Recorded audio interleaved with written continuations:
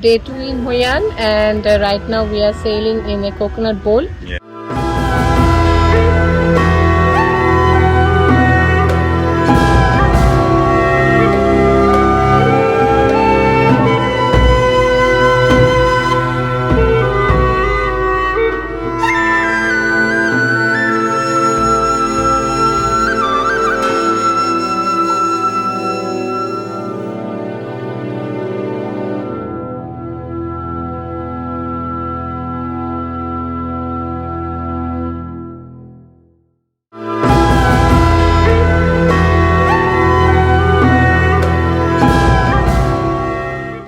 No matter how luxurious your stay in the historic hotel is, there is some magic in Hoi An which makes it impossible for you to sit inside the room and let the day pass without doing anything. So we hired an electric buggy ride for a small adventure. The buggy driver was generous enough to drive in those routes that would give us a glimpse of Hoi An apart from the regular tourist attractions. Rice fields, residential houses near the fields, and a less crowded serene beach show us that there is also another life in Hoi An which may not be an Instagram-worthy location, but that life is as real as it could be.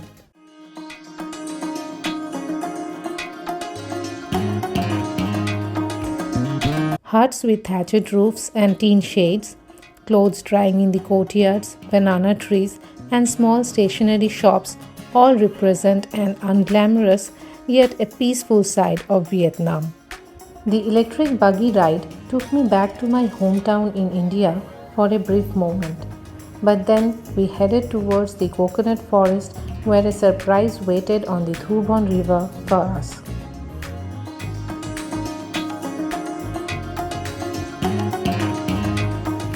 Day 2 in Hoi An, and right now we are sailing in a coconut bowl. Yeah. What did you see there?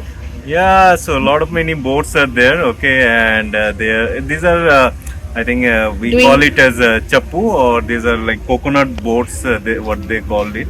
What is this called? What is this boat name? called? Boat name? Coconut boat? Coconut. Okay. Okay. So they were doing some stunts in the water, and we enjoyed it. They told us to come into another boat and participate in their stunts, but we didn't have the courage. Let me make it clear to you first. Although we kept calling it a coconut boat, the correct name is the basket boat. We came to know about it later. And the rower, I guess due to the language problem, did not understand our question. The basket boat ride is another activity that Hoi An has in store for its locals and tourists. The semicircular boats are woven like a basket and offer more than just a boat ride. But the basket boats were not created keeping tourism in mind. When the French colonists started issuing taxes on almost everything during the 18th century, the ownership of boats also did not find an exemption from the rule. However, the poor fishermen invented a creative way to bypass taxes. They used bamboo to design an interwoven structure which resembled a basket more than a boat. The size and shape of the basket boats did not match the conventional boats.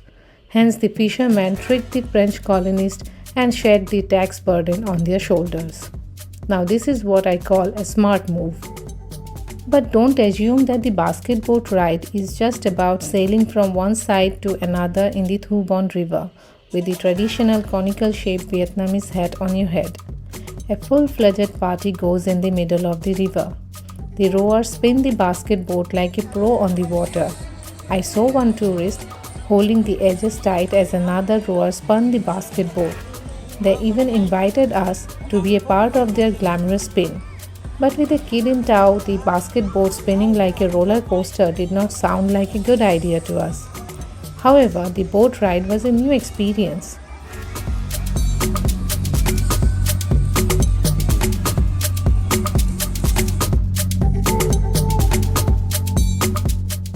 On the other hand, the fisherman throwing his fishing net on the water was something I saw after a long time. You can say that the basket boat ride made me nostalgic. People are having a picnic in the water. They are singing, they are dancing. Yeah. So it's a small backwater in Hoi An where they used to ride all these small boats, and in the middle of the backwater, I think they have a party kind of where they used to dance, sing, and rotate the boat. It was time to return to the land. We did a quick tour of the Japanese bridge. The Japanese living in Hoi An constructed the bridge during the 17th century for connecting and doing business with the locals. A pair of monkey and dog gods guard the two ends of the bridge. The Chinese and Vietnamese built a small temple on the bridge later.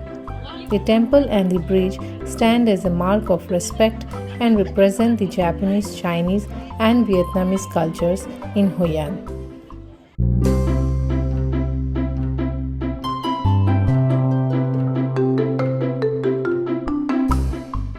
It was almost evening in Hoi An, and as it was our last evening in this beautiful town, we thought of taking a stroll near the river bank and enjoying the magical hour once more.